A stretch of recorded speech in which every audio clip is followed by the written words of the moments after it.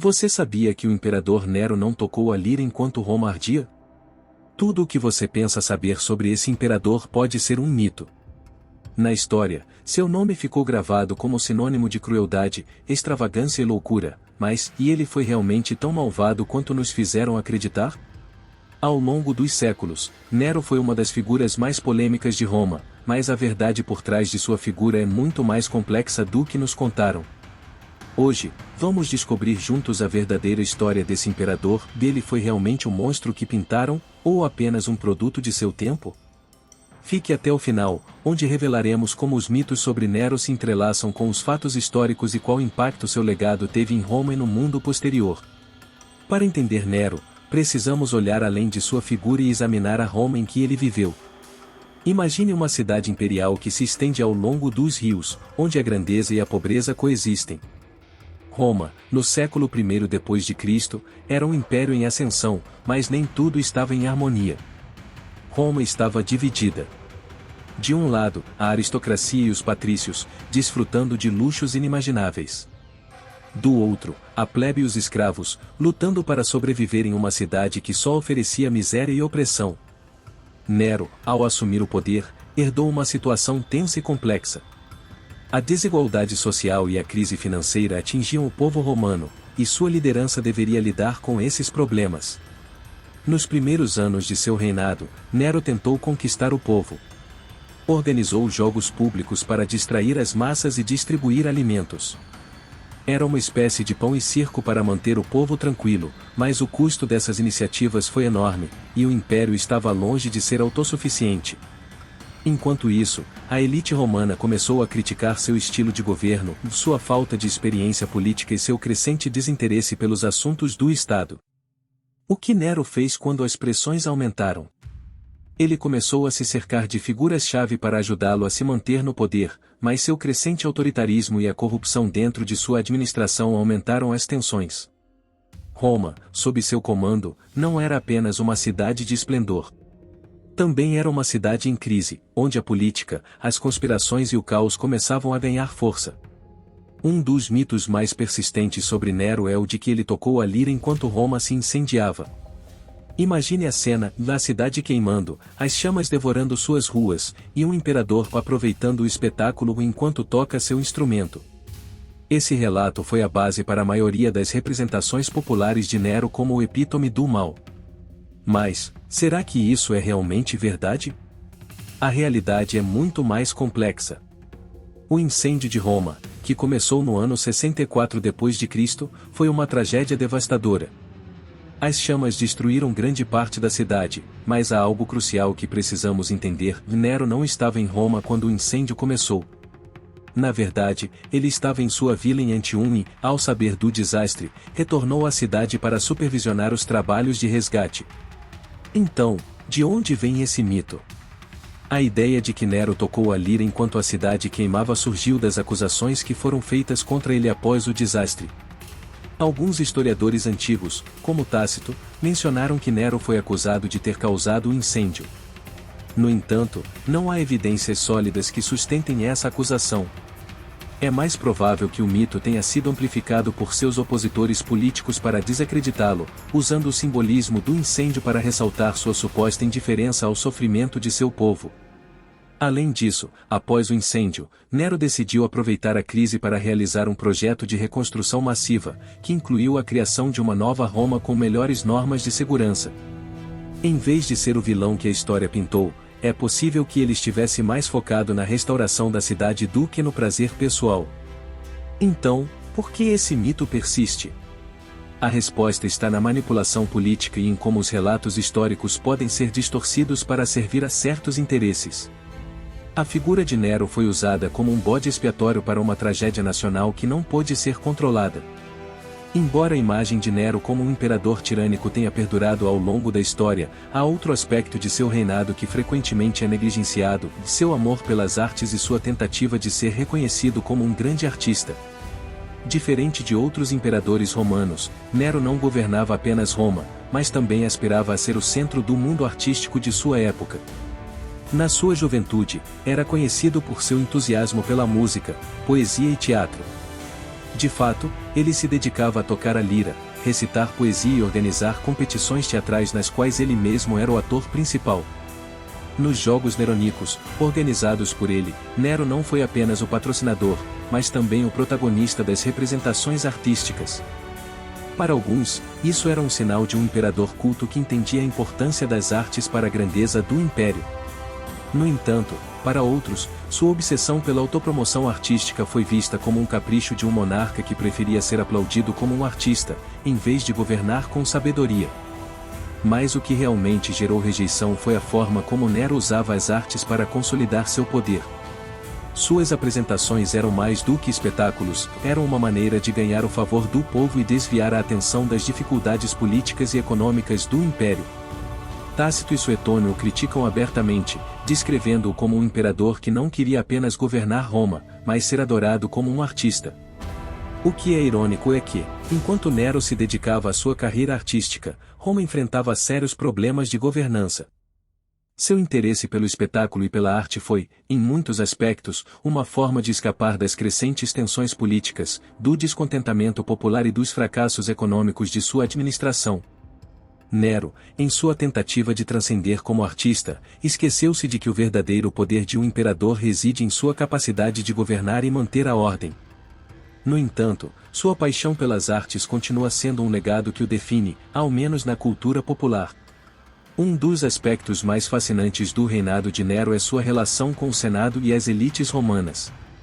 No início, Nero foi apoiado por essas figuras poderosas. O jovem imperador, sob a tutela de seu tutor Sêneca e do prefeito do pretoriano Burro, foi visto como uma promessa de restaurar a ordem em um império que começava a mostrar sinais de decadência. No entanto, esse apoio inicial não durou muito.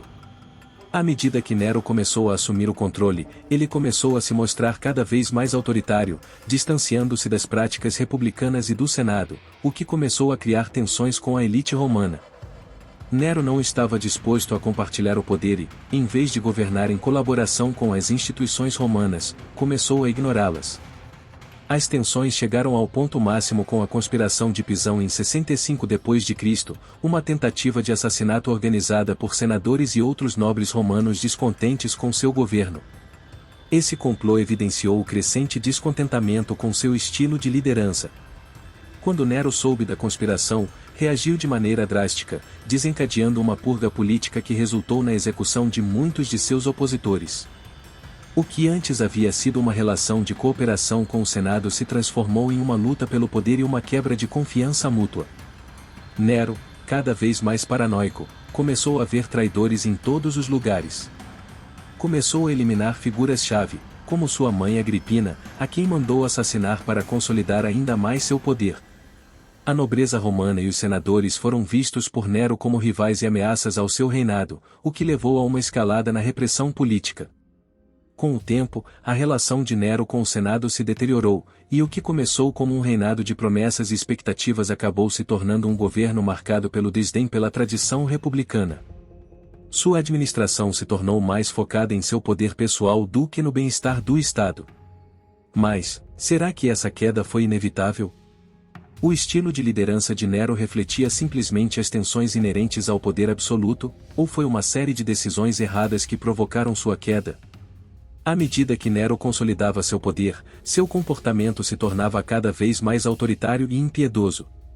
Embora no início seu reinado tenha sido marcado por otimismo, logo se tornou evidente que seu governo seria marcado não apenas por suas extravagâncias artísticas, mas também por sua ferocidade e crueldade.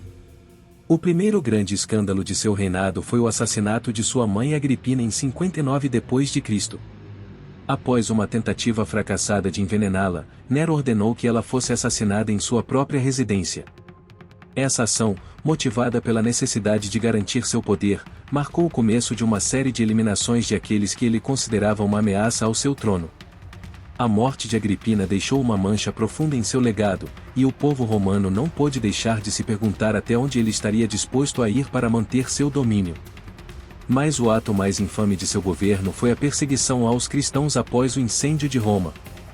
Em uma tentativa de desviar a atenção de seu próprio fracasso, Nero usou os cristãos como bodes expiatórios, acusando-os de serem os responsáveis pelo desastre. Muitos cristãos foram jogados às feras no Coliseu, crucificados ou queimados vivos. Esse foi o começo das primeiras grandes perseguições contra os seguidores de Cristo. Enquanto Roma sofria, Nero se dedicava ao seu maior projeto, a Domus Aurea. O Palácio Dourado, com sua opulência sem igual, foi um símbolo da decadência do imperador. Este gigantesco complexo de palácios, jardins e lagos foi construído no coração de Roma, logo após o incêndio. Alguns historiadores afirmam que, em sua busca por uma imortalidade arquitetônica, Nero despojou os romanos de suas propriedades, algo que contribuiu para o desprezo que muitos sentiam por ele. A extravagância de Nero não tinha limites.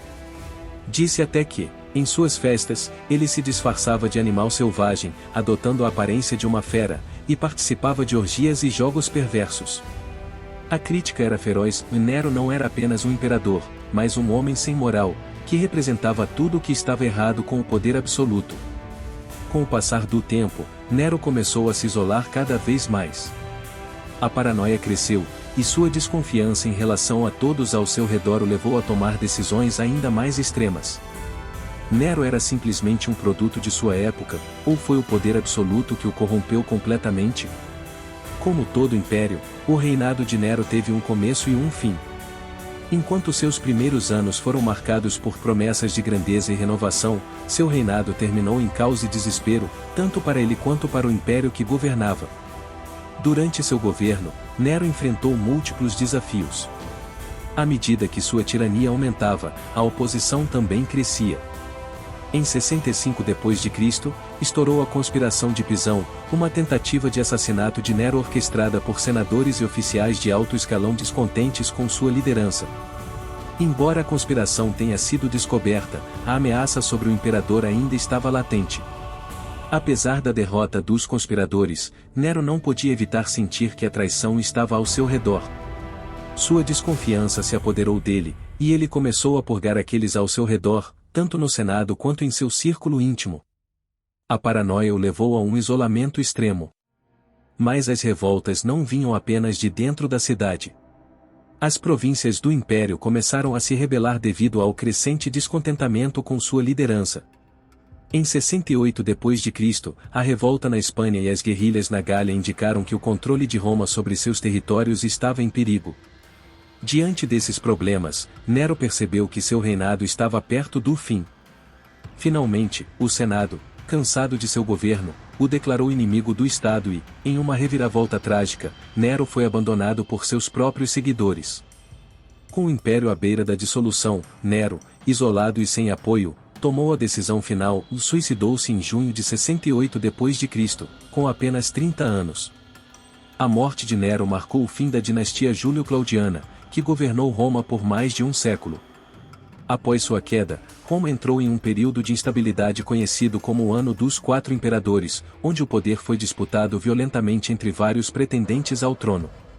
A figura de Nero, uma vez glorificada, foi substituída pela de um imperador falido, cuja morte deixou uma Roma desordenada e vulnerável.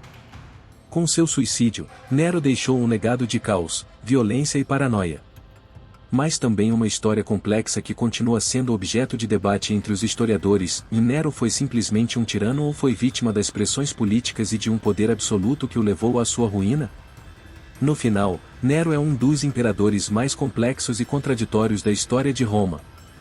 Por um lado, suas decisões e atos de tirania o marcaram como o epítome da corrupção e do abuso de poder.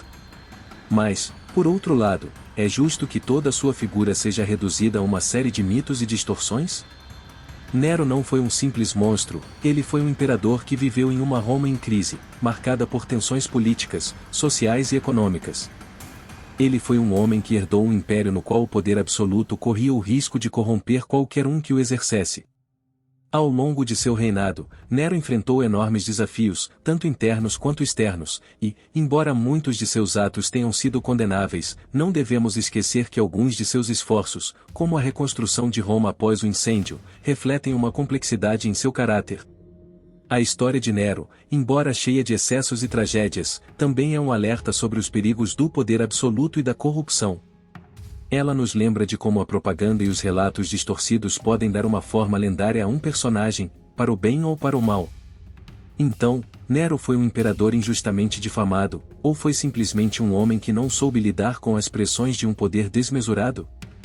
É uma pergunta que cada um deve responder de acordo com sua própria visão da história. Mas o que é certo é que seu legado, assim como o de muitos outros grandes personagens históricos, continua sendo tema de debate e reflexão. O que você pensa sobre Nero? Você acha que sua história foi distorcida, ou ele foi realmente o tirano que a maioria dos relatos nos apresenta? Deixe-nos sua opinião nos comentários. Se essa análise te surpreendeu, não se esqueça de curtir o vídeo, se inscrever para mais conteúdo sobre história e compartilhar este vídeo com seus amigos para que todos possamos continuar debatendo sobre esse fascinante tema.